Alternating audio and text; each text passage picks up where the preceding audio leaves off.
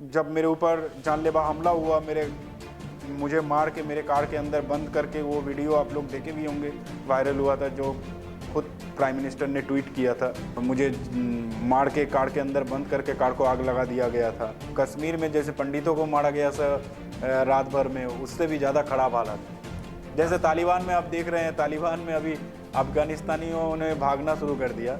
बंगाल का हालत वैसा ही है। एक आज़ाद मुल्क है, जिस मुल्क में लोकतंत्र है, वो लोकतंत्र जो सबको बराबरी का अधिकार देता है। लेकिन शायद ये झूठ है, क्योंकि लोकतंत्र की ये परिभाषा तो कतई नहीं कि आपके ऊपर फतवा सिर्फ इसलिए जारी कर दिया जाए क्योंकि आप किसी धर्म विशेष को सुहाते नहीं। आपकी बहन बेटियों का रेप सिर्फ इसलिए तो ना कर दिया जाए क्योंकि आपने उनकी मुखालफत की, और उनको पत्थर से तब तक सिर्फ इसलिए ना मारा जाए क्योंकि वो आपके धर्म के नहीं, और अंततः इसके बारे में बात ना की जाए क्योंकि इससे फर्जी सेक्युलरिज्म खतरे में पड़ जाएगा।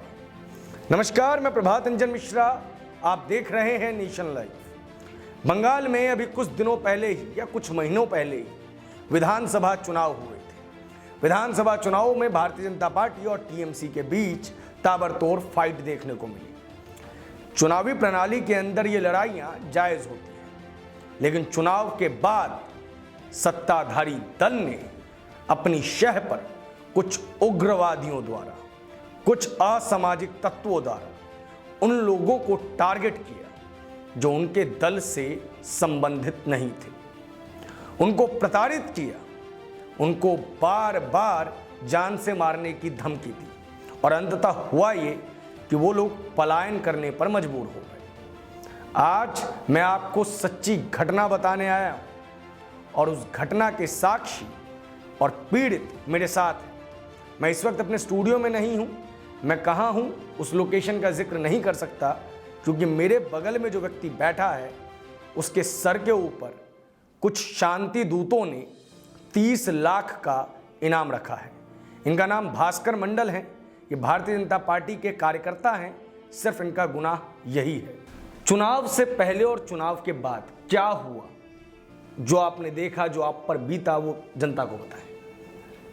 देखिए, पश्चिम बंगाल में चुनाव कुछ दिन पहले ही ख़त्म हुआ। चुनाव से पहले पश्चिम बंगाल में बहुत ज़्यादा हिंसा था, मगर चुनावी दौरान सेंट्रल फोर्स था वहाँ पर, थोड़ा हिंसा थम गया।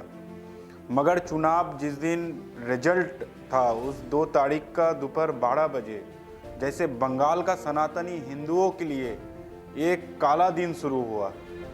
जिस दिन रिजल्ट का दिन था, उस दिन दोपहर 12 बजे के बाद से सनातनी हिंदुओं के ऊपर वहाँ पर हमला किया गया। उनका घर बुलडोज़र से तोड़ दिया गया, उनको मारा, उनको जान से मार दिया गया। बहुत लाखों के तादाद पे हिंदुओं के दुकान लूट कर लिया गया। हिंदू बहनों को रास्ता में छेड़खानी करना शुरू कर दिया गया। जैसे एक संप्रदाय ने हिंदू संप्रदाय के ऊपर हमला बोल कर दिया, और ये पूरी टीएमसी के झंडा का मदद से ही हुआ। और इसके पीछे बहुत सारा जिहादी संगठन का भी हाथ था, क्योंकि ये एक सोचा समझा साजिश था।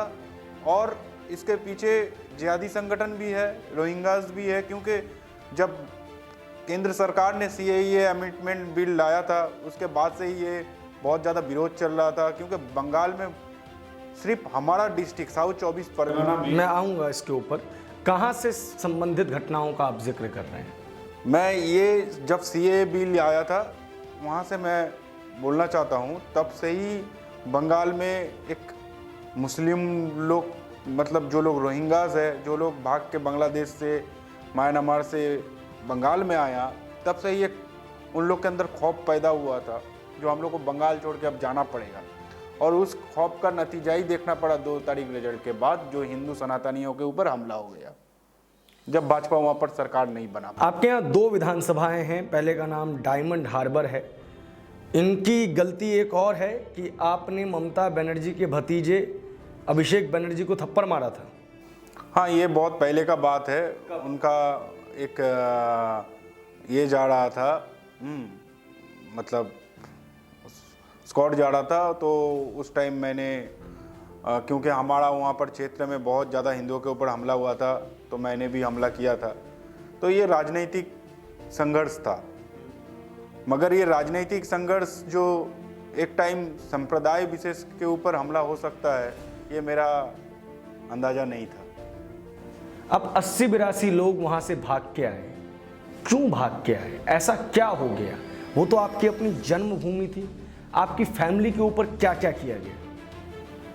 देखिए 2 तारीख जब रिजल्ट निकला, उसके बाद पहले मेरा घर पे हमला हुआ, मेरा घर तोड़ ताड़ किया गया, लूटपाट किया गया, मेरा पूरा गांव का सब आदमी, सबका घर तोड़ा गया, सबका घर लूट किया गया। उसके बाद मेरा माँ, मेरा छोटा 2 साल का बच्चा, मेरा बीवी, सबको मारा गया। फिर धमकी दिया गया जो हम लोग रात को रिटर्न आएंगे, घर में डाल के सबको आग लगा के जिंदा जला देंगे। तो मैं बहुत पुलिस से मदद मांगने का कोशिश किया, मगर कोई पुलिस मुझको वो मदद नहीं किया। हमारा डायमंड हार्बर थाना बोलिए या एसपी बोलिए, कोई भी मदद नहीं किया।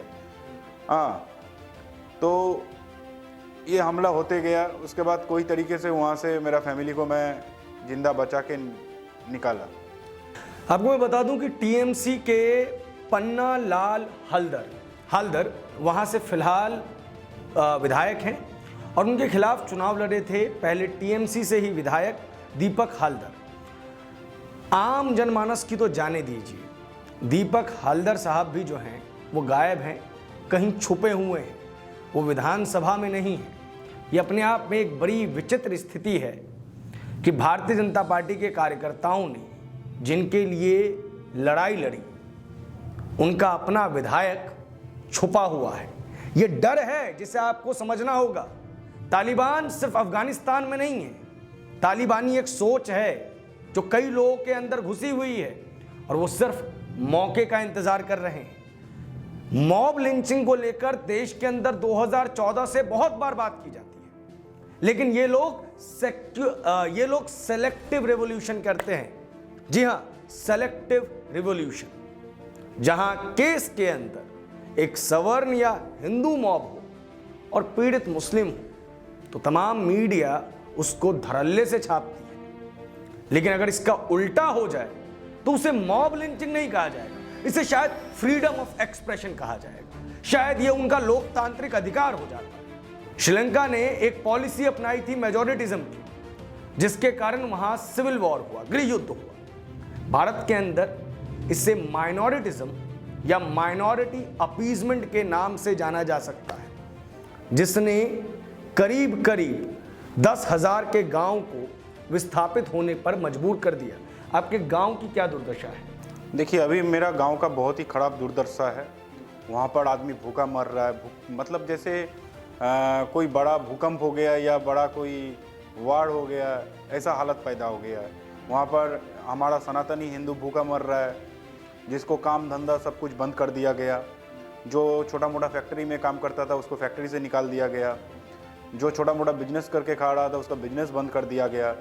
कम से मेरा खुद का विधानसभा में 10,000 हिंदुओं का दुकान लूट लिया गया, उसका दुकान दखल कर लिया गया। एक विशेष संप्रदाय ने ये किया। आप इस बात को थोड़ा सा गौर से समझिएगा। कमेंट बॉक्स में बहुत सारे लोग ये कहेंगे कि भास्कर मंडल बार बार सनातनी हिंदू कह के खुद को संबोधित कर रहे हैं, अपनी पूरी कम्युनिटी को संबोधित कर रहे हैं। संबोधित करना आवश्यक हो जाता है जब सिर्फ और सिर्फ आपके कम्युनिटी के नाम पर आपके ऊपर अटैक हो।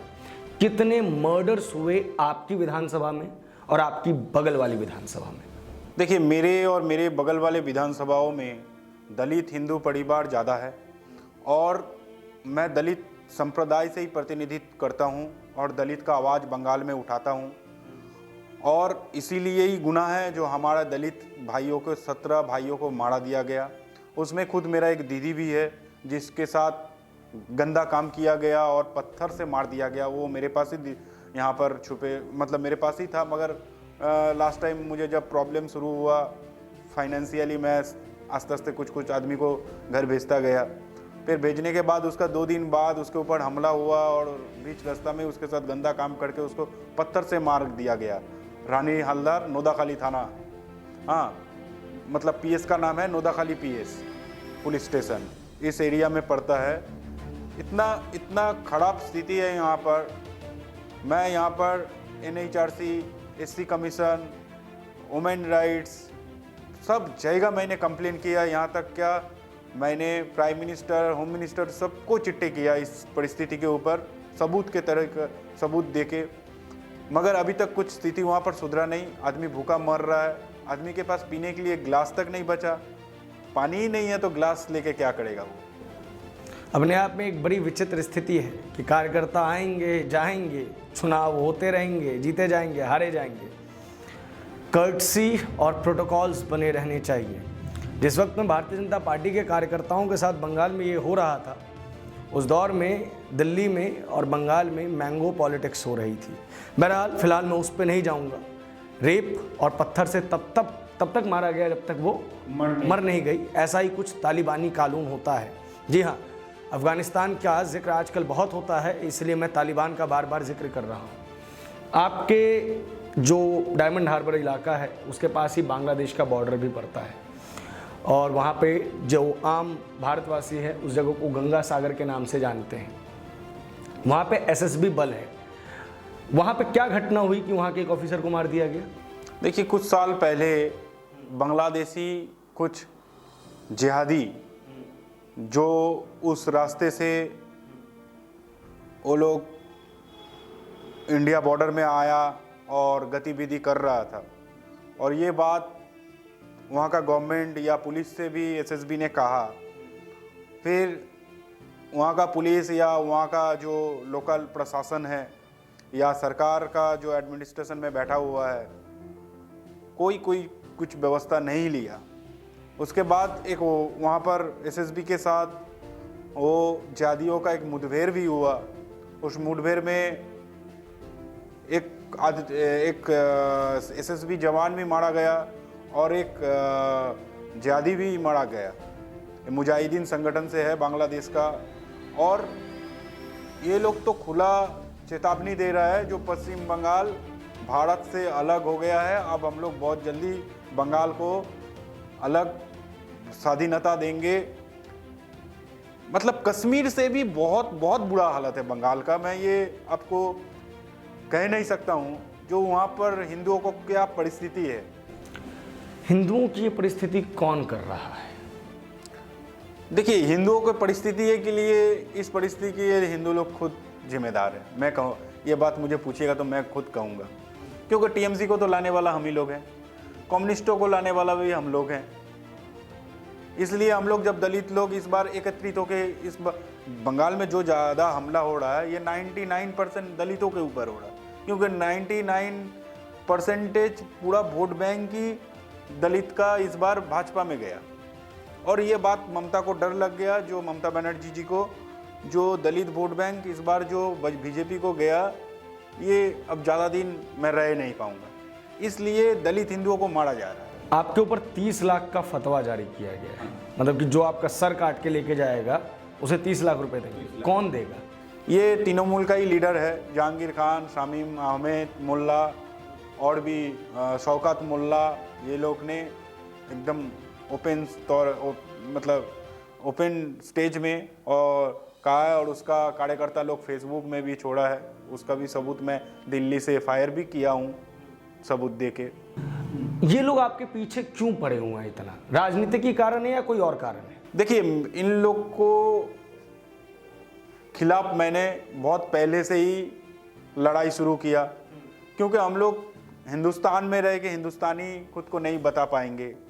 हम लोग हिंदुस्तान में रह के हमारा राम भगवान जी का जय श्री राम नारा नहीं दे पाएंगे। तो ये चीज़ हमने नेतृत्व दे के दलितों को एक जगह किया। दलितों को वहाँ पर ये लीडर लोग समझाता था जो दलित हिंदू नहीं होता है। मैं ये गलतफहमी को दूर किया, दलितों को समझाया जो दलित हिंदू ही है और कट्टर हिंदू है, और दलितों के लिए ही हिंदू समाज अभी तक सही है, तो हम पूरा दलित समुदाय को एक जगह किए। शायद यही बात होगा इन लोग का गुस्सा का। भास्कर, एक और सवाल मैं आपसे पूछूंगा। आप लोग भाग के कहीं कहीं चले गए, कहाँ चले गए उसकी सूचना मैं नहीं जानना चाहता आपसे, क्योंकि ये शायद आपके लिए थ्रेट भी हो सकता है। आप लोग जब आए तो आप लोगों की संख्या क्या थी और आज आप लोगों की क्या संख्या है? देखिए, हम लोग को भागना नहीं पड़ता है, ये भागा नहीं। हम लोग को मजबूर किया गया प्रशासन द्वारा।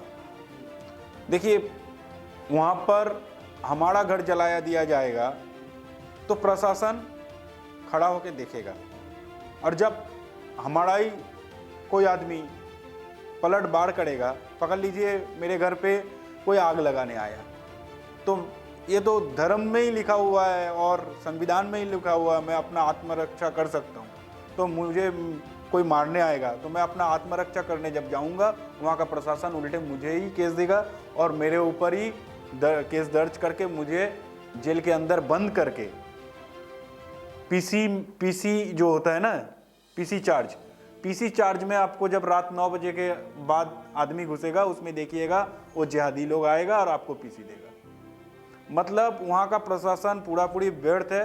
प्रशासन चला रहा है टीएमसी सरकार और टीएमसी का नेता और जिहादी संगठन। मतलब कोई भाजपा कार्यकर्ता को अरेस्ट किया जाता है तो संख्या की बात कर रहा था। आप लोग आए, कितने लोग आए थे? हम लोग यहाँ पर, मैं तो सबसे पहले मेरा ही आना हुआ था। जब मेरे ऊपर जानलेवा हमला हुआ, मुझे मार के मेरे कार के अंदर बंद करके, वो वीडियो आप लोग देखे भी होंगे, वायरल हुआ था, जो खुद प्राइम मिनिस्टर ने ट्वीट किया था।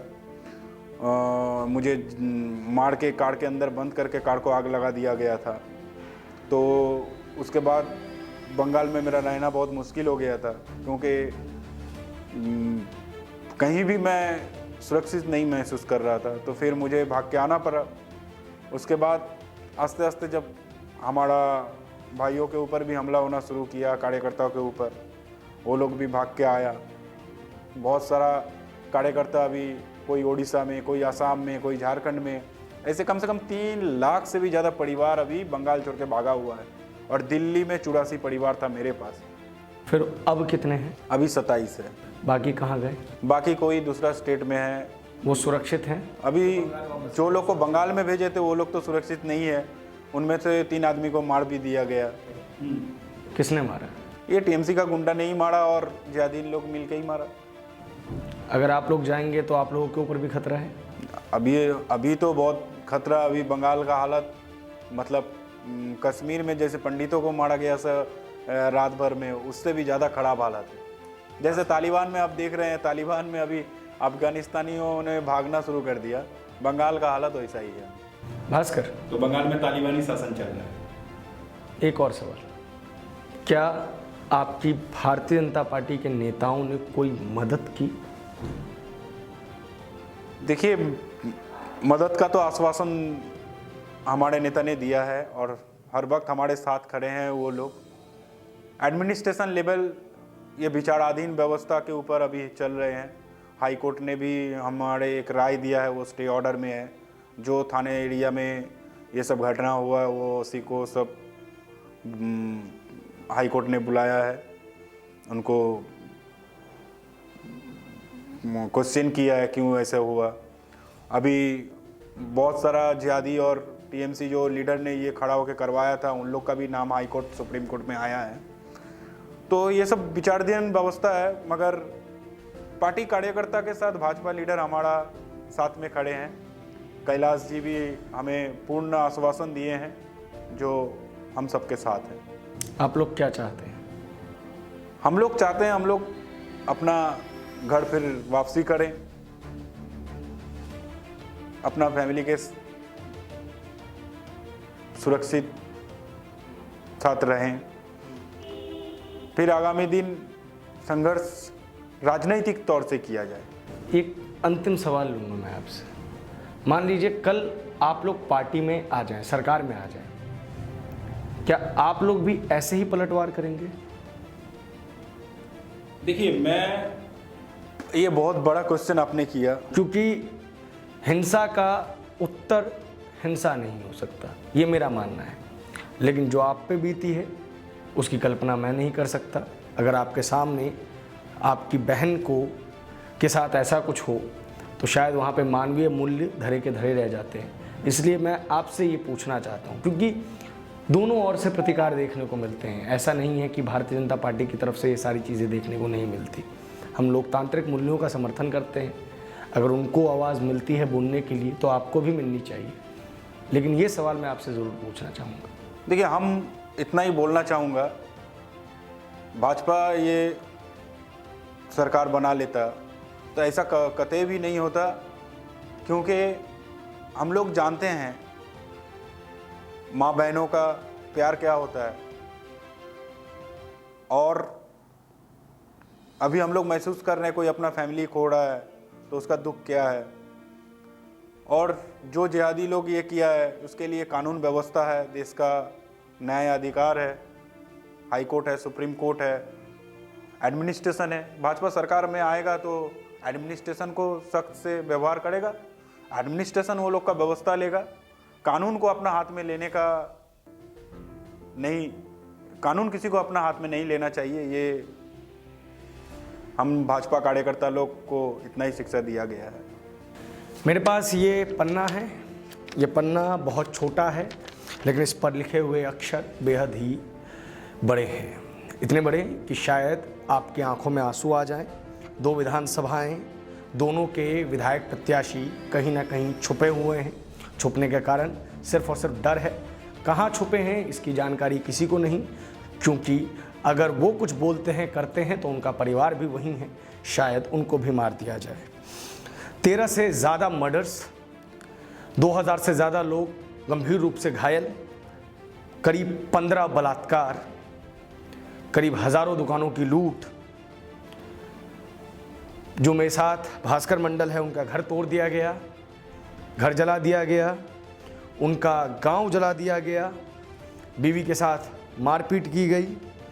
बड़ी बहन जिन्हें दीदी कहते हैं बंगाल में मैक्सिमम लोग, ममता बनर्जी भी खुद को दीदी कहलवाती हैं, उनके साथ बलात्कार किया गया, फिर उन्हें मारा गया। जहांगीर खान और शमीमुल्लाह, ये 2 लोग जो मॉब का प्रतिनिधित्व कर रहे हैं, ये टीएमसी के किसी युवा विंग के लीडर्स हैं, और उनके द्वारा 1 लाख रुपए का, यानी कि करीब 30 लाख रुपए का फतवा। अब मैं आप पे छोड़ता हूँ कि इस देश के सेक्युलरिज्म की परिभाषा आप क्या तय करेंगे। धन्यवाद।